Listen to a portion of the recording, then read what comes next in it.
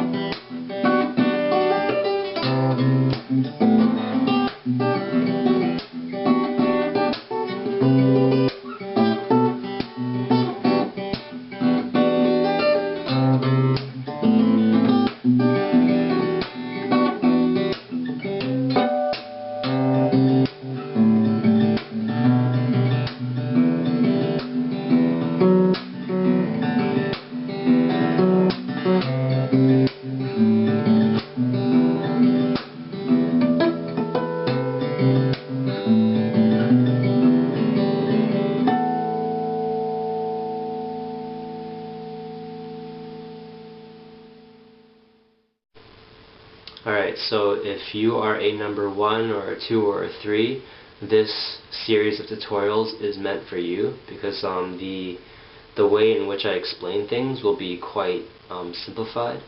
We'll cover like a huge multitude of different techniques and different ideas. Like the video that I just played is only like a small handful of the things that I'll be covering. But yeah, it's meant for you, and I hope that this will help you a lot. If you are number 5, then basically continue watching the videos. There might be some things that you can help me with, or there might be new ideas that perhaps I've come across that you might not have thought of. So as guitar players, we're basically on this journey, right, to help each other improve. So that is kind of the goal of this video, and if you have any specific questions or specific techniques that you want covered, feel free to always leave a message on my channel. A little about myself: I am not very strong in music theory. If you ask me about that, I can try to help, but I probably can't. Or electric guitar solos, I can't do any of that. It's too fast for me. I'm basically most familiar with this Don Ross, Andy McKee style of fingerpicking. That is what feels most natural to me. So if I look at a song like Ebon Coast, it just makes a lot of sense to me. And if you're new to guitar and you want to play like Drifting or Tight Tight Night, I could definitely do my best to help you with that. But with anything else, I'm not very good. In fact, like when I do covers, I usually take like 5 to 10 tries before I get it right. I'm a decently sloppy player. I make a lot of mistakes. You'll hear a lot of kinks in my playing, but I really love to play, and I really love to share the things that I already know, because I know that not too long ago I wasn't very good, and if I could talk to myself back then, that's basically the tone in which I'm speaking in when I talk throughout my tutorials. So basically that's just my approach, and I just want to let you know that. If you've ever taken music lessons, you probably remembered how annoying it was to play scales or arpeggios over and over, and it felt like a job because you had to get it done. Otherwise your teacher would get mad at you, or you wouldn't get candy, or you wouldn't get a sticker in your practice book, something like that. So basically when we run through repetitive techniques or patterns, I like to back it up with like a chord progressions or a song that you're familiar with. So for example, if we were to learn a picking pattern, say, I'll call out in string numbers, 6, 3, 2, 1, 3, 2. So we repeat that over and over, it sounds like.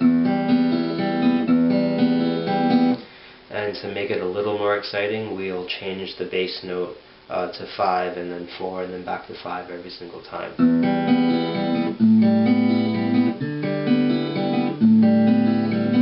It's still a little boring, so how about we use Lifehouse, You and Me, and I'll just like hum the chorus or something.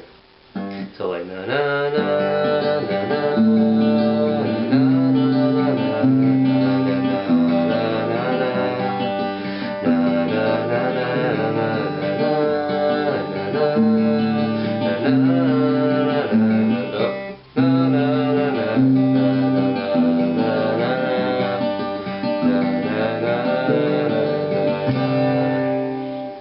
so yeah, that's just giving you an example of how I like to spruce up certain techniques in terms of practicing them, and yeah, I just wanted to let you know that. Before moving on in this tutorial, it's important to know what tab is, T-A-B.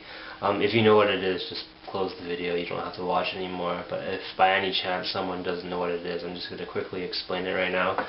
Basically in tab you'll see 6 lines, and they represent the guitar strings, and then the line on the bottom is the 6th string of the guitar, which is the fat one.